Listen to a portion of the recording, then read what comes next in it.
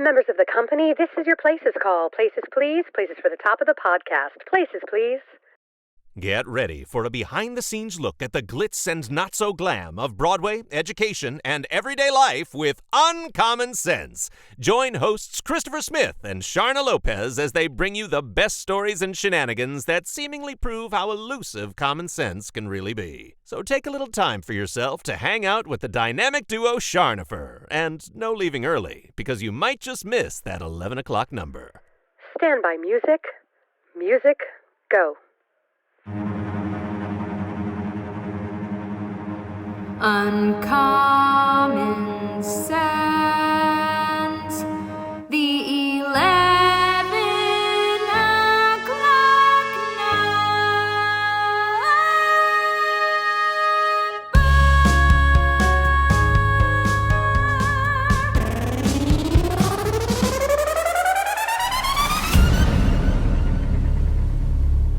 And we are Charnopher.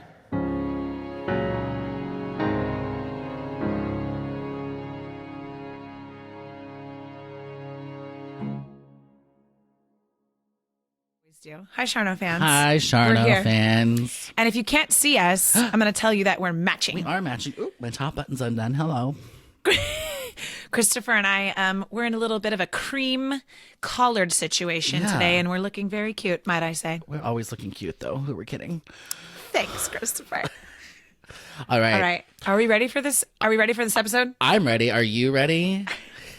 So if you all listened to the last episode, we mentioned that we might do this as our next episode, and we decided to do that. So happy Thanksgiving, everyone. Hope you had a good one. But today we're talking about a related topic, actually, the bird.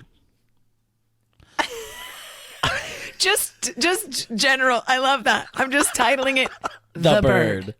Yeah. And period, the bird. Because last episode, which hopefully you all listened, we were talking about turkeys and how Ben Franklin wanted the turkey to be the national bird and not the bald eagle. And then we started talking about the respectfulness of birds and or lack thereof. We realized we need to delve into that area. So Christopher. Yes. Can I ask you, what is your overall feeling about birds? How do you feel about birds? So I have to say, birds are an interesting thing for me because I don't really have mixed feelings about them. I generally dislike them. And I think that they are just kind of an evil thing. They're either... So I have Tell us how you really feel. I have one particular story. Everyone brace yourself. From when I was younger, and we had this cool cat. We lived on a farm, and I'm really allergic to cats. So we had like farm cats. They would live outside and, survival of the fittest. Here we go. So, yeah. But this one cat we called him Bigfoot because he had an extra toe on his paw. It was so cute. That's very cute. He was so cute. And he was kind of, my brother loved him. And we found him dead because a bird had pecked him to death. I don't know what kind of bird it was. Oh my gosh. Yeah. Like we found it got like on the back of his neck and just pecked him to death. And I'm like, okay. Aww. From that moment on, birds, you're all dead to me. Now, that's like a trauma. That's like a traumatizing experience for you as a kid. So, so anyway, so I don't have a good history with birds, and like I've been chased by chickens. I've been like, I haven't ever been attacked by a bird. I don't mind birds from a distance, and some birds are really beautiful. Like their plumage is just so stunning. But I'm like, okay, you stay over there. I will look at your prettiness. Don't bother me. And like the parrots by school, we also had parrots at Point Loma when I was there. Because the parrots like by the ones OSHA. by our school? The same kind of ones? Yeah. Oh, yeah. Those parrots are crazy. They're crazy and they're so loud. Like there was a whole flock of them flying over me the other day. And they're like, Mah! And I'm like, what? Literally, what's happening? And I looked up and I was like, oh, it's the parrots. Like, I thought it was being attacked. That they are very. I remember the first time I heard them. I was at the Santa Ana courthouse to go watch mock trial. I went to go watch our students do their final mock trial, and I was walking from the parking lot to the courthouse.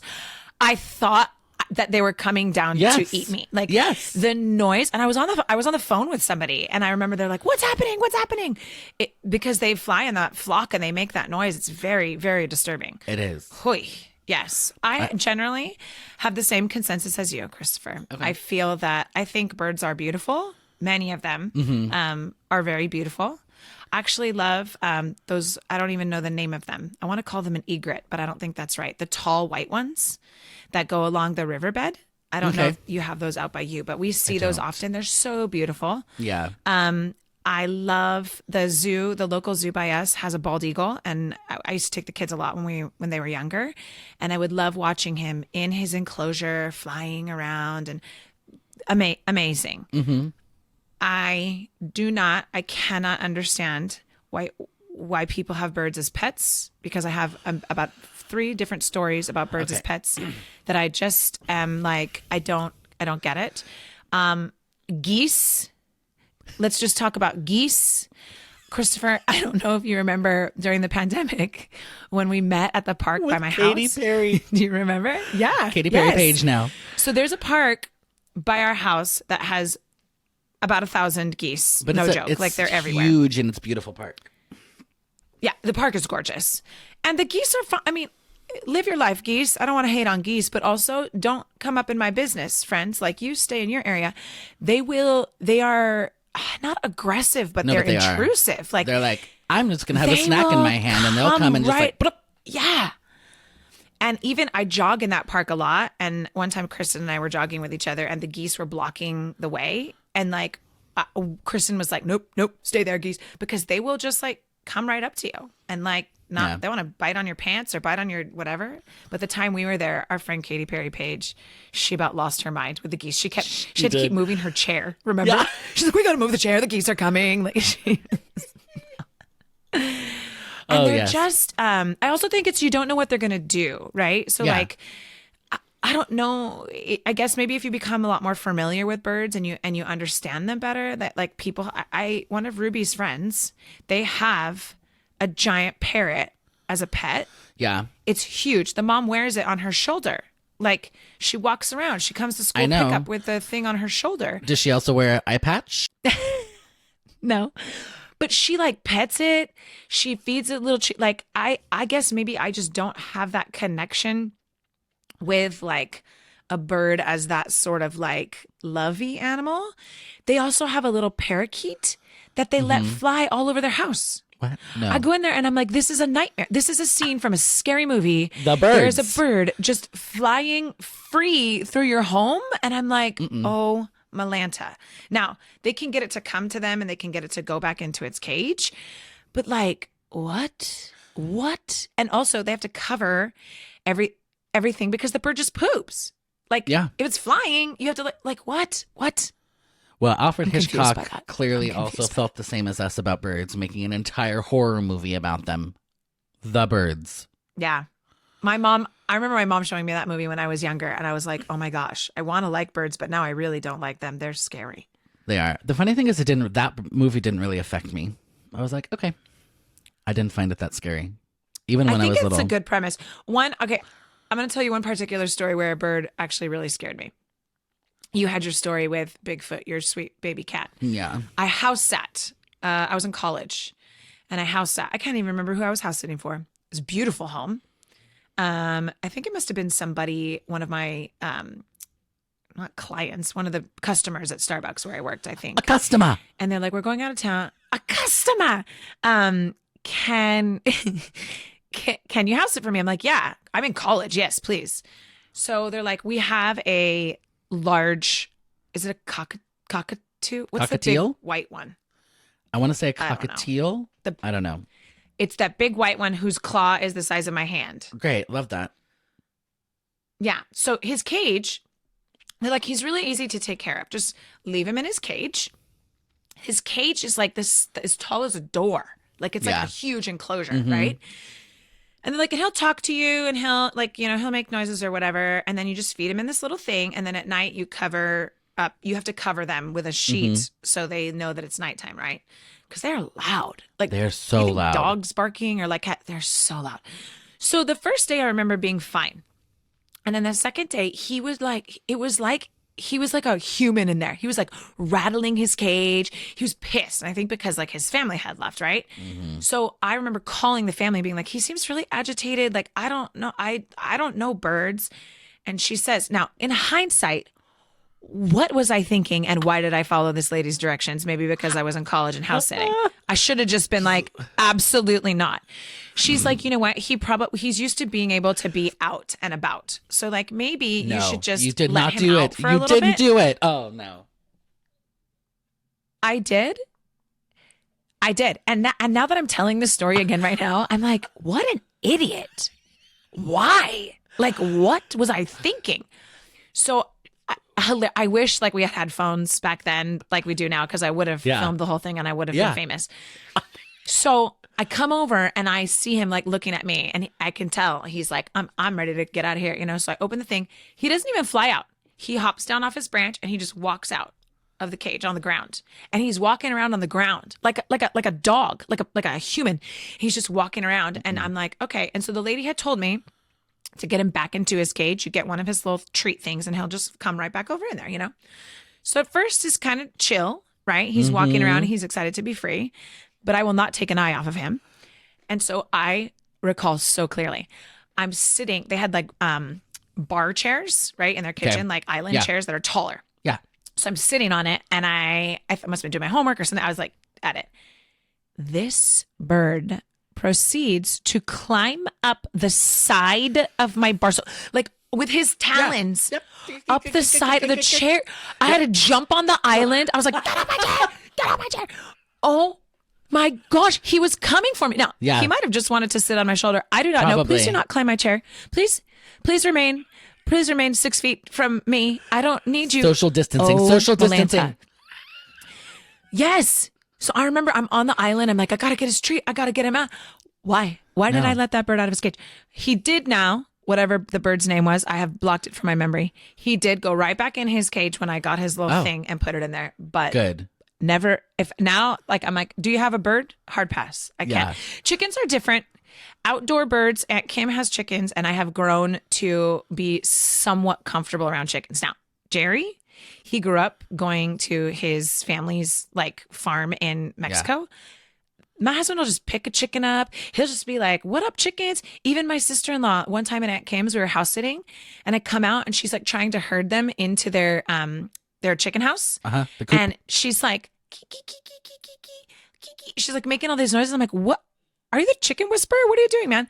She could get them all in there. I was like, I'm clearly just not a bird person, because I'm like, hey guys, I'm over here on the other side of the yard. Can you please walk into that chicken coop? Hey guys, thank you. Yeah, not a bird, just not a bird person. No. Have you been to the Aquarium of the Pacific in Long Beach?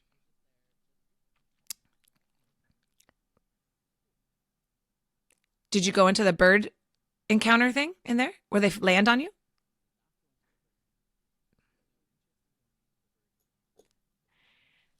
That is crazy. They give you these little cups of like whatever the birds love to eat. All you do is you walk in there and you are like attacked by birds. Now, they're not attacking you, but they're coming to you. And so I see people there are like elated with joy. They're like, yes, birds. And I'm like, oh, what? Just stand still. Don't. They like it. People like it. I'm reminded of that scene in, is it Home Alone? Home Alone 2? I can't remember. I think it's Home Alone.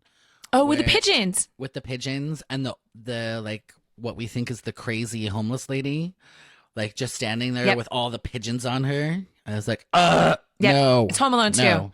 Is it Home Alone 2? Home Alone 2, Lost in New York. Man. My kids love those movies. Yeah. Yeah, that makes sense. But I think I don't think really at the end of the day they're that dangerous. I think they just make me uncomfortable. Similar to probably like how I felt about snakes before Sebastian got a snake. Like I actually think if I don't have a fear of them. I just know that they're not my like, oh my gosh, look at this bird, or I really want a bird. Like I don't feel that like That's okay. connection to a bird. Well, I also just have this vision of a bird just like pecking out my eyeball. This is what I like imagine. Do you really? It's funny because I don't Yeah. think about that at all. Yeah. That's so funny. I was like, it's just, especially when there's birds just sitting right here and they'll just go, pop, hello, eye. Even if they're not actually trying to peck out your eyeball, it'll be just like turn and like, whatever. So That is a fear. They're pretty amazing creatures, though. They are. I don't want to knock birds too much. we will, They're kind of- I'll get to a list that I found about like 7 reasons to have Okay. birds as pets, but we are not there yet because Oh. I'm still on my tirade. Okay. So I was in college and I was in the ASB, the Associated Student Body. I was the Chief Justice of the Student Court. And Whoa. I'm sorry. Yeah. I'm sorry. Resume quality. Resume. yeah, and I had my own like little office like all year. It was so fun. And I, for some reason, thought it would be fun to get 2 lovebirds to just have in my office. And I was like, what? What? I look back and I'm like, what? Even though you didn't like birds? I didn't dislike birds at that point. I mean, I had my traumatizing experience, but I don't know what I was thinking. Even now, I'm like, why? Why would I do that? But I had 2 lovebirds, and I can attest that birds are just so noisy. You're like, Yeah. what? Why are you so noisy? And it's like, I know that was more like They're like chicken talking sounds, to each other but- all day. Oh man, I got But you. anyway. I knew what you meant. I know. So yeah, So then what'd you do with them? You got rid of them? yeah, I was like, I'm not taking these home, so I found someone to take them from me. I was like, would you like Take to these adopt birds off some my birds? hands. Thank you very much. Yeah. Yes. So, all right. Are you ready for 7 reasons why birds make the perfect pet? Yes, I'm ready. Number 1, they're easy to train. I don't know. Are they? I mean, again, It's- the one Ruby's yeah. friend who has the 2 birds, they like the one will whistle back, like will mimic what they whistle. It's pretty cool. Yeah. And they do come, like if they stick their finger out, the bird will fly to them. It's like there's not a cuteness factor for me. So Yeah. I'm like, why? So supposedly they're highly intelligent, which is so funny because the term bird brain is meant to be like you're an idiot. That's so interesting. That's like the Yeah. opposite. I think they are intelligent. Clearly, Yeah. my giant cockatoo was climbing up the side of my chair, coming to be Yeah. my friend. Right. And it says they're masters of mimicry, which we know. Like a lot of parrot species Mm-hmm. will be able to basically mimic words and be able to say things to you. Whatever. We have a house on our corner. So we do a certain walk in our neighborhood with the dog Mm-hmm. and the kids. And there's a house on a corner, and they call it the parrot house or the bird house. And they leave their parrot's cage right in the front window with the window open. So Okay. he will say hi as people walk by. He sees like, you know how a dog would bark? Yeah. Their parrot will be like, hello, hello. Like he says it, and then the kids will talk back and he'll laugh. It's pretty hilarious. Also because he's in someone else's house Right. behind a glass window. Right. But like Hello, the kids friend think over it's there. funny. Yeah, it's I could actually see really that. cute. I mean, from that aspect, I do. And they don't freak me out. Like when I go to pet stores, it's not like I'm afraid of Yeah. birds. I'm just like, hi, friends. You stay there. I'll go over here. Yeah. You're doing your own life. Thank Yeah. you. Supposedly, they're great for apartment living, which makes sense because you can just put them in a little cage and have. Mm-hmm. And they're relatively low maintenance, which I can attest to. They're pretty low maintenance. Mm-hmm. They're super intelligent, supposedly, which we already said is funny since the bird brain comment. Bird brain. All right, this one I'm unclear about. We're going to have to read about this one. They're great family pets. So, yeah, they're apparently popular pets with families of all ages. So, like children, seniors, single pet parents. I love that. In fact, they're versatile and in the right home will undoubtedly make a great companion for all types of pet parents. Well, maybe not our type of pet parents. We're Interesting. like, no thanks. Yeah. Yeah, not my deal. Yeah. They're incredibly sociable. And apparently they can even reduce stress. Didn't know. Yeah. So it's been widely reported that being around our furry, fluffy, and yes, feathered friends help to reduce stress and blood pressure, and pet birds are no exception to this. Yeah. Number 7 on And the again, I've seen it. Yeah. No, just like with Ruby's friend's mom, and they love the bird the way I love my dog. I guess it's just Yeah, it's just a different. preference of what type Yeah. of animal. Yeah. Exactly. We respect you, birds. We respect you. From a distance. Thank you. And From a distance. yeah, the world looks blue and green. Is it blue and green? I don't know. I love that song. Yeah, it is. Great. You did it. Yes, winning. This one's for better or worse. If you are a pet parent, it's for better. If you don't like birds, it's for worse. They tend to live a long time. Yeah. So let's see. The yellow macaw, or the blue and yellow macaw, so like the macaw family species, can live to be, are you ready for it? 100 years old. Yeah. No. Yeah. Are you serious? That's what it says. Well, that's like snakes. Snakes live forever, and tortoises. Yeah. A macaw is what Ruby's friend's mom has, or what her friends have. A Okay. macaw. It looks like this guy. I looked it up. It could outlive them. Great. That's crazy. Yeah. I mean, its tail, it's so big. Yeah. Oh my gosh. Well, They again, are they're beautiful, though. They are beautiful. Mm-hmm. But like this, I don't feel this. Okay. Can you see this? I He's can see like that. Giving his bird love. Yeah, for those listening, it's a picture of a man with a bird's beak right on his nose. They're like doing a little nuzzle. And you know what I would Yeah. expect to happen in that picture? The picture after is the bird just Eyes going pecked out. Next one is eye pecking, I was just gonna say the nose, which being really bitten, ties into my but- show I'm doing right now. That is funny. Oh, there you go. So apparently they're also relatively inexpensive to care for in comparison to some other animals. I could see that. Oh, of course. Yeah. So those are like the 7 reasons. Oh my gosh. Those are pretty good Have reasons. you seen the movie Rio? I don't know if I have. I know it, but I don't remember if I've seen it. I think I have. So it's so funny. We have seen it several times because I find it interesting how certain kids latch on to certain movies. So my stepdaughter Emma, Rio is like, if we're ever like, hey guys, movie night, who wants to watch what? Rio. She wants to Like watch. she That's her movie. loves Rio. I don't know if it's something about the music in it or the story she thinks is funny. So we've seen it several times, and it is about blue macaws and a lot of different birds. And it is funny, like the way they've animated their personalities and stuff. And they are so beautiful. And I think like to study them but like I think it's the pet side of it for me that I'm just, and I guess maybe people look at my family and they're like, you have a pet snake, you've lost your mind. So I don't know, I guess to each his own. Yeah. And some people are really interested in different types of creatures, you know? Some people want lizards for pets and some people want fish. And like my dad, we had a huge fish tank. I mean, I don't even know. It was probably 6 to 8 feet long in our living room growing up because my dad he went to marine biology school. He was super into fish. It was beautiful.